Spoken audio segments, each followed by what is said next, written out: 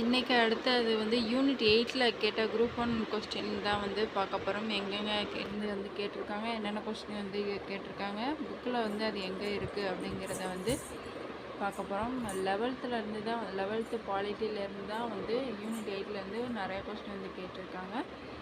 இதுக்கு முன்னாடி வந்து பாலிட்டி இந்த ஹிஸ்ட்ரியில் கேட்ட கொஸ்டின்லாம் வந்து டிஸ்கிரிப்ஷனில் லிங்க் கொடுக்குறேன், வேணுங்கிறவங்க வந்து செக் பண்ணி பாருங்கள்.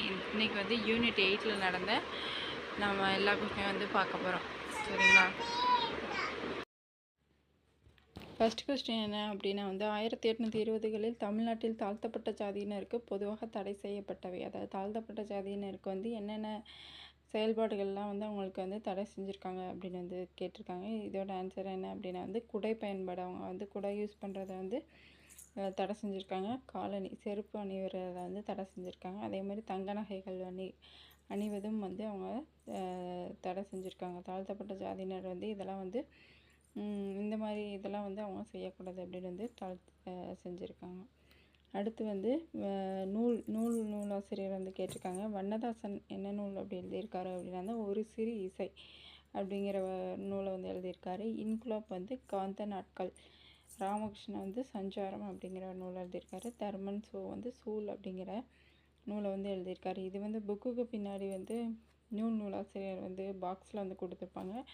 அதை வந்து நம்ம படித்தா தான் வந்து என்னென்ன நூலாசிரியர்கள்லாம் வந்து நம்மளுக்கு கண்டிப்பாக தெரியும். அதனால் வந்து பின்னாடி இருக்க பாக்ஸ்லாம் வந்து கொஞ்சம் நல்லாவே பார்த்துட்டு போங்க. அடுத்து வந்து பாடல் வரி குறித்து எந்த நூல் அப்படின்னு வந்து கேட்டிருக்காங்க. இது என்ன அப்படின்னா வந்து ஏதிலானன் கவலை கலந்த ஒரு முனை அறுத்த திருமா உண்ணீர். இது என்ன நூல் அப்படின்னு வந்து நற்றிணை நூல்லேருந்து வந்து இந்த பாடல் வந்து இடம்பெற்றிருக்கு. நம்ம பாடல் ஆசிரியரும் வந்து கண்டுபிடிக்கிறது கொஞ்சம் கஷ்டம்தான். இதெல்லாம் வந்து ப்ரீவியஸ் கொஸ்டின் வந்து நீங்கள் நிறையாவே பார்த்தா தான் வந்து இந்த பாடல் எந்த நூலில் வந்து இடம்பெற்றிருக்கு அப்படிங்கிறத வந்து கண்டிப்பாக நம்மளுக்கு தெரியும். அதனால் ப்ரீவியஸ் கொஸ்டின் வந்து மறக்காமல் ரிவிஷன் பண்ணிட்டு போங்க. கண்டிப்பாக உங்களுக்கு ரொம்பவே யூஸ்ஃபுல்லாக இருக்கும். அடுத்த கொஸ்டின் பார்க்கலாம். 1944 நடைபெற்ற டேஸ் மாநாட்டில் நீதி கட்சி திராவிடர் கழகமாக மாறியது. இது வந்து எங்கே இருக்குது அப்படின்னா வந்து 11th பாலிட்டி 11th தான் வந்து முக்கால்வாசி கொஸ்டின் வந்து கேட்டிருக்காங்க. 11th பாலிட்டியில் வந்து 283வது பேஜ் நம்பரில் வந்து இந்த பாக்ஸில் வந்து கொடுத்துருந்தாங்க.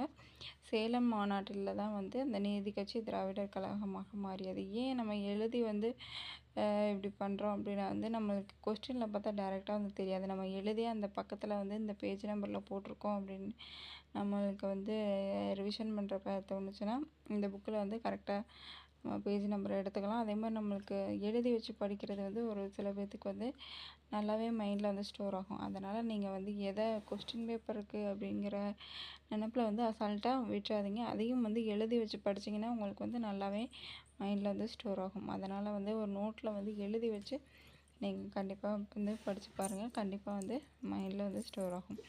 அதனால தான் வந்து நானுமே எழுதி வந்து நோட்ஸாக வந்து கொடுக்குறேன். இது உங்களுக்கு கண்டிப்பாக வந்து யூஸ்ஃபுல்லாக இருக்கும். நெக்ஸ்ட் கொஸ்டின் என்ன அப்படின்னா வந்து திரு ஆர் பாலகிருஷ்ணன் எங்கே அமைந்திருந்த நாகரிகத்திற்கும் சிந்து சமவெளி நாகரிகத்திற்கும் உள்ள ஒற்றுமைகளை வந்து சுட்டு காட்டுகிறார். எங்கு வந்து அந்த நாகரிகம் எந்த இடத்துல வந்து இருக்குது அப்படின்னா வந்து கீழடிங்கிற இடத்துல தான் வந்து இந்த சிந்து சமவெளி நாகரிகம் அப்படின்னால வந்து கீழடி இந்த மாதிரி இடம்தான் வந்து வரும்.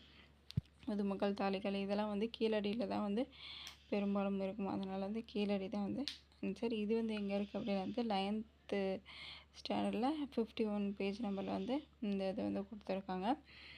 நெக்ஸ்ட் வந்து தந்தை பெரியார் சுயமரியாதை மாநாட்டில் பெண்களின் நலனுக்காக திட்டங்கள் இயற்றப்பட்ட இடம் எது அப்படின்னா வந்து செங்கல்பட்டு. இது வந்து 10th வந்து கேட்டிருக்காங்க. 10th 129வது பேஜ் நம்பரில் வந்து இந்த இது வந்து இதோட ஆன்சர் வந்து கொடுத்துருக்காங்க. நெக்ஸ்ட் விஷயம் பார்க்கலாம். தந்தை பெரியாரால் சுயமரியாதை இயக்கத்தின் தத்துவம் என கூறப்பட்டது. தந்தை பெரியார் அப்படின்னாலே பகுத்தறிவு தான் வந்து அவர் வந்து நிறையா சொல்லியிருப்பார். பகுத்தறிவை வலியுறுத்தல் இதை வந்து சொல்லியிருக்காரு. இது வந்து நம்ம ஜென்ரலாகவே தெரிஞ்சு வச்சுருக்கிறது. பகுத்தறிவு தான் வந்து கரெக்டான ஆன்சர். 10th வந்து 128வது பக்கத்தில் வந்து இந்த வந்து இருக்குது. நெக்ஸ்ட் வந்து முதலாவது சென்னை மாநில சுயமரியாதை மாநாட்டை தலைமையேற்று நடத்தியவர் யார் அப்படின்னு வந்து சவுந்தரபாண்டியன் அவர் தான் வந்து நடத்தியிருப்பார். அடுத்து வந்து பொறுத்துக்க பார்க்கலாம். பொறுத்துகள் வந்து கட்சி கொடுத்து அதில் யார் யார் வந்து தலைவராக இருந்தாங்களோ அதில் இடம்பெற்றவங்க யார் அப்படின்னு வந்து கொடுத்துருக்காங்க. சுயராஜ்யா வந்து டி பிரகாசம் அவர் வந்து இருந்திருப்பார். ஐஎஸ்டிஸில் டிஎம் நாயர், திராவிடன் பக்தவச்சலம், நவசக்தி வந்து திருவிக. இது எங்கே இருக்குது அப்படின்னா வந்து 11th பாலிட்டி புக்கில் வந்து 268வது பேஜ் நம்பரில் வந்து இருக்குது. அடுத்து வந்து 1916ஆம் ஆண்டு தென்னிந்திய மக்கள் கழகம் எவ்வாறு பின்னர் அழைக்கப்பட்டது? தென்னிந்திய மக்கள் கழகத்துக்கு பின்னாடி எப்படி அழைக்கப்பட்டிருக்கு அப்படின்னா வந்து அது வந்து அந்த கட்சி வந்து நீதி கட்சி அப்படின்னு வந்து அழைக்கப்பட்டிருக்கு. அடுத்து வந்து எந்த அரசியல் குழு நீதி கட்சியாக மாறியது? எந்த அரசியல் குழு நீதி கட்சியாக மாறியது அப்படின்னா வந்து சவுத் இந்தியன் லிபரேஷன் ஃப்ரண்ட் இதுதான் வந்து நீதி கட்சியாக மாறியிருக்கு. இதுவும் வந்து பாலிட்டியில் தான் வந்து கொடுத்துருக்காங்க. 268வது பேஜ் நம்பரில் வந்து இது வந்து இருக்குது.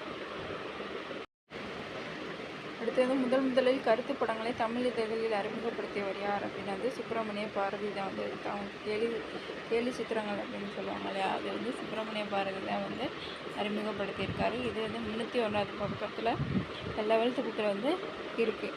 நெக்ஸ்ட் வந்து நாகரிகம் பற்றிய தந்தை பெரியாரின் வரையறுக்கள் உட்படாத கருத்தாக்கம் எது? நான் தந்தை பெரியாரோட கருத்து வந்து இடம்பெறது அப்படின்னா வந்து இன்றைய அறிவியல் கண்டுபிடிப்புகளால் ஏற்படும் முன்னேற்றமும் இனிமையான வாழ்க்கையும். அதுதான் வந்து அவரோட இது வந்து ஜென்ரலாக இருக்க கொஸ்டின், அது சரியான கூற்றில் நம்ம கேட்பாங்கள்ல அந்த மாதிரி வந்து கேட்டுருந்துருக்காங்க. அடுத்தது திராவிட பண்டிதன் என்ற பத்திரிகையை ஆரம்பித்தவர். இது வந்து திராவிட பண்டிதன் அவர் தான் வந்து ஆரம்பிச்சிருப்பார். அடுத்து வந்து தமிழகத்தில் 1927ஆம் ஆண்டு நீலுருவ சிலை சத்தியாகிரக போராட்டத்தில் கலந்து கொண்ட பெண்மணி யார் அப்படின்னு வந்து பத்மாசனி அம்மாள் அவங்க தான் வந்து அந்த நீலுருவ சிலை சத்தியாகிரக போராட்டத்தில் வந்து கலந்துருப்பாங்க. அடுத்து வந்து எந்த விடுதலை போராட்ட பெண்மணி மெட்ராஸ் உப்பு சத்தியாகிரகத்தில் கலந்து கொண்டார் யார் அப்படின்னு வந்து செல்வி துர்காபாய் தான் வந்து இந்த மெட்ராஸ் உப்பு சத்தியாகிரகத்தில் கலந்து கொண்டிருப்பாங்க. அடுத்து வந்து தென்னிந்திய கிளர்ச்சிக்கு காரணமாக அமைந்தது எது? அதோட அந்த கிளர்ச்சிக்கு வந்து காரணமாக அமைந்தது பாளையங்களில் கம்பெனியின் சீர்திருத்தங்கள், கம்பெனி பொருளாதார சுண்டல் மற்றும் அதிகப்படியான வரி விதிப்பு, 1798 ஏற்பட்ட பஞ்சம். இது வந்து நம்ம புக்கு லெசன் ஃபுல்லாகவே படிச்சிருந்தால் தான் இந்த மாதிரி கொஸ்டின்லாம் வந்து ஆன்சர் பண்ண முடியும். அதனால் வந்து நீங்கள் இம்பார்ட்டண்ட்டாக படிச்சிருந்தாலும் என்னென்ன தீம், அதோட தீம் என்ன, அந்த கதையோட தீம் என்ன அப்படிங்கிறத வந்து முழுசாக படிச்சிருந்தால் தான் வந்து இந்த சரியான கூற்றுகள்லாம் வந்து ஆன்சர் பண்ண முடியும். அதனால் லெசன் ஃபுல்லாகவும் ஓரளவாக வந்து பார்த்துக்கோங்க. 11th 313வது பேஜ் நம்பரில் வந்து இந்த இது வந்து கொடுத்துருக்காங்க. அந்த லெசனை ஃபுல்லாக படித்தா தான் இந்த மாதிரி கொஸ்டின்லாம் வந்து ஆன்சர் பண்ண முடியும். அடுத்து வந்து எந்த நாளாக பிபின் சந்திரபால் விடுதலை செய்யப்பட்ட நாளை தமிழக சுதேசி தலைவர்கள் பெயரிட திட்டமிட்டுள்ளார்? எந்த நாள் அப்படின்னு வந்து சுதேசி தினம். இது வந்து 12th வந்து 28வது பேஜ் நம்பரில் வந்து கொடுத்துருக்காங்க. எடுத்து பாருங்கள். உங்களுக்கு வந்து கண்டிப்பாக இந்த வீடியோ வந்து பிடிச்சிருக்கும். பிடிச்சிருந்தால் லைக் பண்ணுங்கள், ஷேர் பண்ணுங்கள், மறக்காமல் சப்ஸ்கிரைப் பண்ணுங்கள். தேங்க்யூ.